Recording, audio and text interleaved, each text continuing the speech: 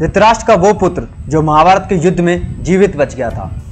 युयुत्सु महाभारत के पात्रों में से एक था तथा हस्तिनापुर नरेश धृतराष्ट्र का एक होनहार पुत्र था। वह महाभारत का एक उज्जवल और तेजस्वी योद्धा था।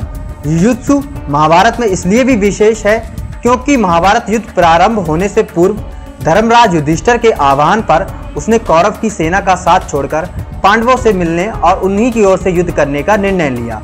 गांधारी गर्भ के समय धृतराष्ट्र की सेवा आदि कार्य करने में असमर्थ हो गई थी, अतः उनकी सेवा के लिए एक दासी रखी गई। उसी दासी का युयुत्सु नामक एक पुत्र हुआ।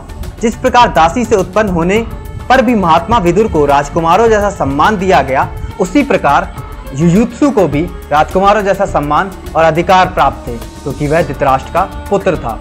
राजकुमारों की तरह ही युयुत्सु की भी शिक्षा और दीक्षा हुई और वह काफी योग्य सिद्ध हुआ। वह एक धर्मात्मा था, इसीलिए दुर्योधन के अनुचित चेष्टाओं की बिल्कुल पसंद नहीं करता था और उनका विरोध भी करता था।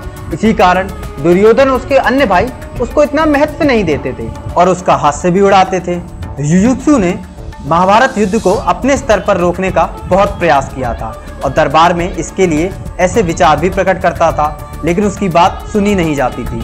जब महाभारत का युद्ध प्रारंभ होने वाला था तो युयुत्सु भी लाचारवश दुर्योधन के पक्ष से लड़ने के लिए मैदान में उपस्थित हो गया।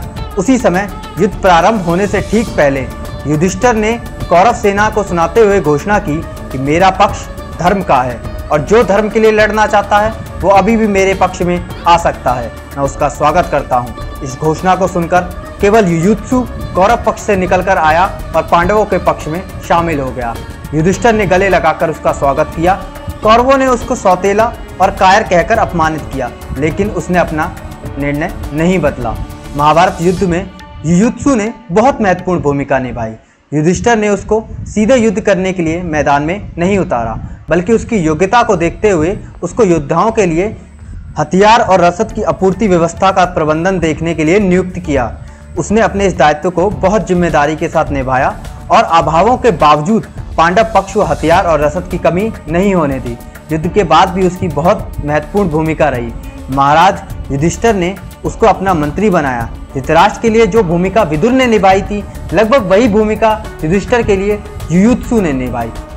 इतना ही नहीं, जब युधिष्ठिर महाप्रयाण करने लगे और उन्होंने परीक्षित को राजा बनाया तो युयुत्सु को उसका संरक्षक बना दिया। युयुत्सु ने इस दायित्व को भी अपने जीवन के अंतिम क्षणों तक पूरी निष्ठा और समर्पण के साथ निभाया।